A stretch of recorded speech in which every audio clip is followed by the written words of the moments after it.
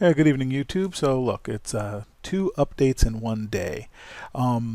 So I thought I would do a video series on my first non-Tamiya kit build ever. Um, my son and I race at Thornhill Racing Track in Hutto, Texas, and I've been running in the stock buggy class with my TRF 211. I've not been doing awesome, usually like towards last. My goal is to finish, and next goal is to not be last, and sometimes I become maybe third to last. At any rate, my son does much better in the beginner class.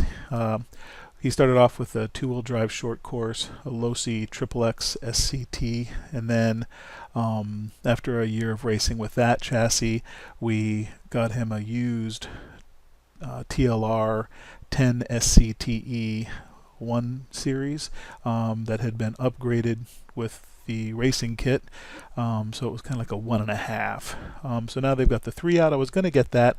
After looking around, I thought that the Tekno short course looked a little bit nicer.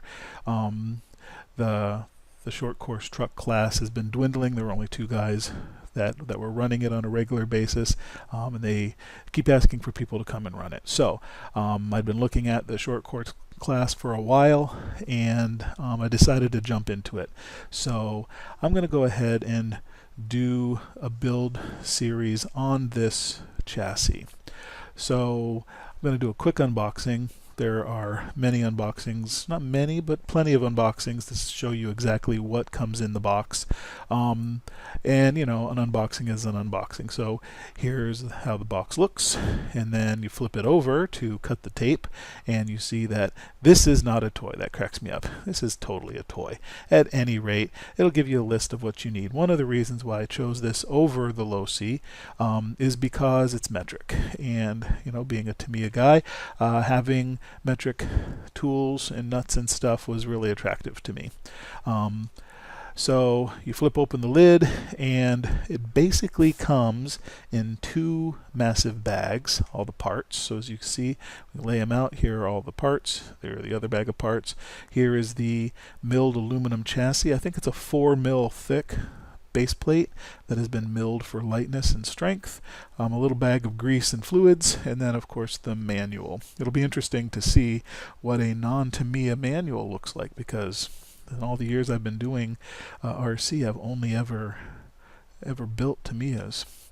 So of course we need some running gear, so I went ahead and picked up the Hobbywing Z-Run XR8 short course truck speed control and match that with the Hobbywing 3660 Generation 2 censored 550 can brushless motor.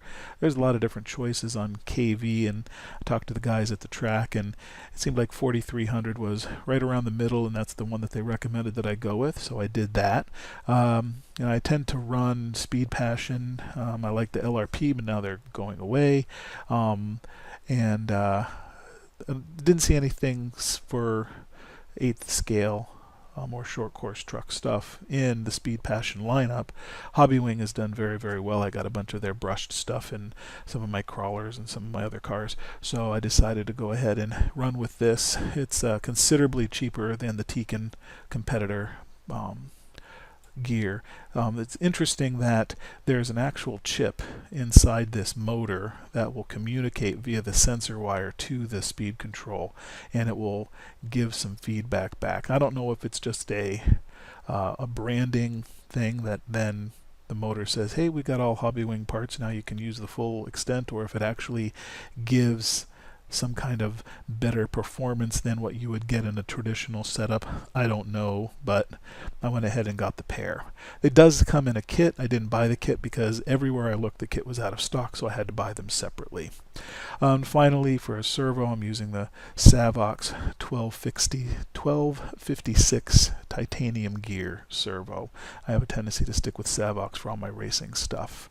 One thing to note is with this kit, the separation between the receiver and the servo is basically the length of the truck.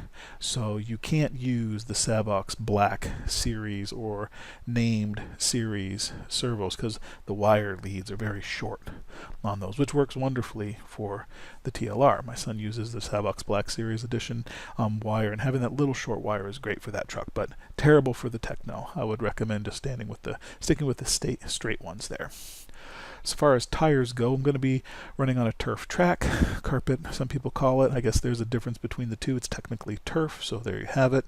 I really like the AKA short course wheels the best. I like the way they look. I like the way that they're constructed. But what I found is that the Proline tires don't fit on them very well, or at least the ones for the carpet don't fit on them very well. So I went ahead and bought a pair of the Proline F11 wheels. They don't ever list Tekno, or very, very rarely list Tekno as a supported brand, but in the Tekno manual and on the forums, it clearly says that the Tekno geometry was set up specifically to use the SCTE wheels, which is great because my son has one of those, and we have a lot of different wheel and tire choices for his truck, and that'll all work on the Tekno. So the wheels are interchangeable between the SCTE Losi and the Tekno. So that's what we're running. Went with the pinpoint tires in the back and the medium tread compound for a little extra wear so that they last a little longer. So we were running these as fronts on my son's truck, but they had too much bite and he was getting some traction roll. So I basically reappropriated these for the back tires for my truck, and I have some Proline wedges on order. They're on back order right now. Hopefully they'll be in before the end of the month, which is when I'm going to start hopefully running this truck. If not, we'll have to see what we can come up with. I picked up some J Concepts wedge style front tires. I don't remember what they're called off the top of my head for my son to replace these pinpoints, and I got those off of eBay, so somebody must have bought up a few extra or something. They didn't come from a hobby store, but they were new in the package and they seem to be pretty cool. So we'll see as we get towards the end of the build if I need to go ahead and do that, but I'm hoping that the wedge tires will come back in stock.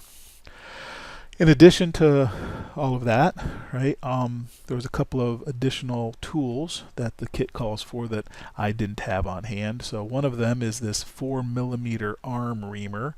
So we'll need to use that for the upper and lower arms to make sure that they move smoothly in their pins.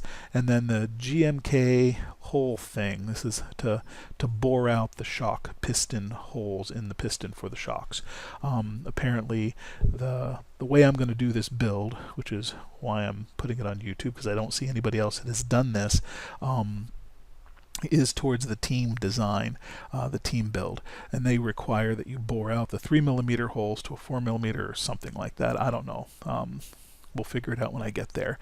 And then finally, they recommend on the turf track, so that we don't chew up the carpet, is that you run a chassis protector.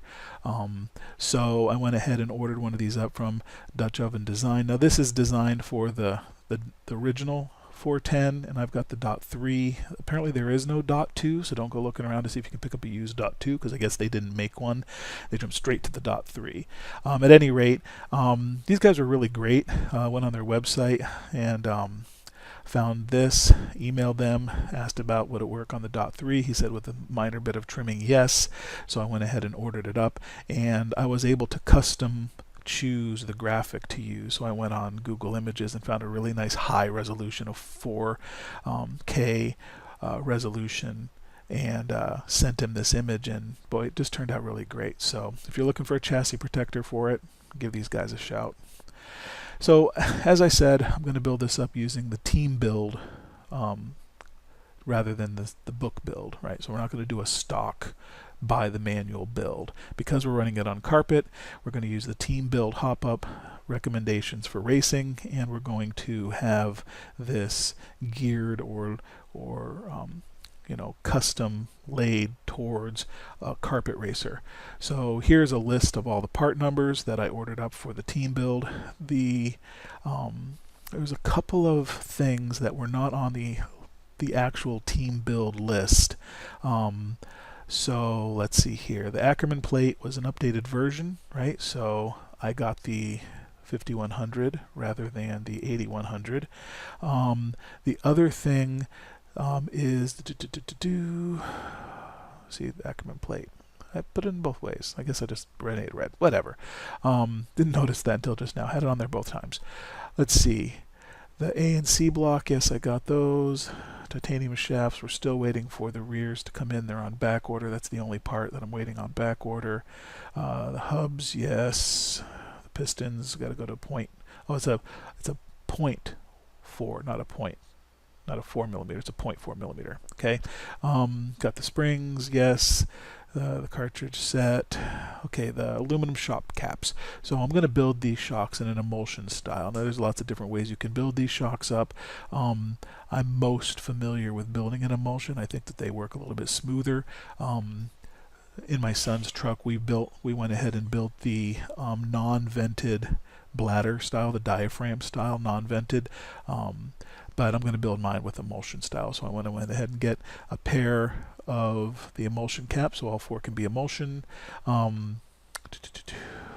Okay, so one of the things that's not on the team build is the carbon fiber steering servo brace. So that's really important to me. I'd really like to have my steering servo in there in solid, so I always buy the aluminum hop-ups. There was not an aluminum hop-up for this, but it was carbon fiber, so I went ahead and got that. I also opted to get the lightened hardened spur gear rather than going with the plastic one that comes in the kit. Probably running on turf, not necessary, and having the lighter spur may have been advantageous, but the track that we run on is adjacent. There's like a wall separating it from what they call the big track, and that's the 8th scale track, and that's black groove clay. So if I ever do get up the nerve to run this on the big track, the plastic spur probably wouldn't last long in a clay track surface environment. So I was just kind of hedging my bets and adding a little bit of durability with this. 12mm aluminum wheel hex set. That's another thing that I always do, is upgrade the plastic hubs to the aluminum hubs. So I went ahead and did that with this truck as well. I want to make this as durable as possible. I'm probably going to crash it a lot. So I also went ahead and upgraded all of the shock components from the stock build to aluminum. And then the last thing I did was I upgraded the plastic servo horn that comes in the kit, and I got the aluminum one. Now I use the Savox servos like you saw, which use a 25 tooth spline, just like the Futaba do. So so below this line, I think that's what I put this line in here for, is these are all the things in addition to the team build hop-ups that I went ahead and did. And like I said, the majority of this is strictly for durability, increasing durability. And this is what it looks like all laid out. I think I might have as much in hop-ups as I do in buying the kit itself. The only thing missing is the other set of titanium shafts, titanium coated shafts for the shocks. So that's pretty much it. I'm going to be using my Futaba 4PX transmitter, and I've got a number of receivers lying around. So what I'll be using for receiver is an R304SB Futaba receiver. I will probably also use a glitch buster capacitor. I've got a few of those in my parts box. I didn't put those in the parts list, but clearly you're going to need a receiver if you're going to build this up as well. So I hope to get the videos to this built and posted on a very regular basis, a little bit better than I have been. But again, who knows? Dissertation will be done in May, so it might be slow going until then. I don't know. At any rate, if you like the idea of this video and you've got any questions about how I'm going to build it, go ahead and put them into the comments, and I'll try to address those as I go. So again, give me a like. Thanks for watching, and we'll see you when I get the next video done.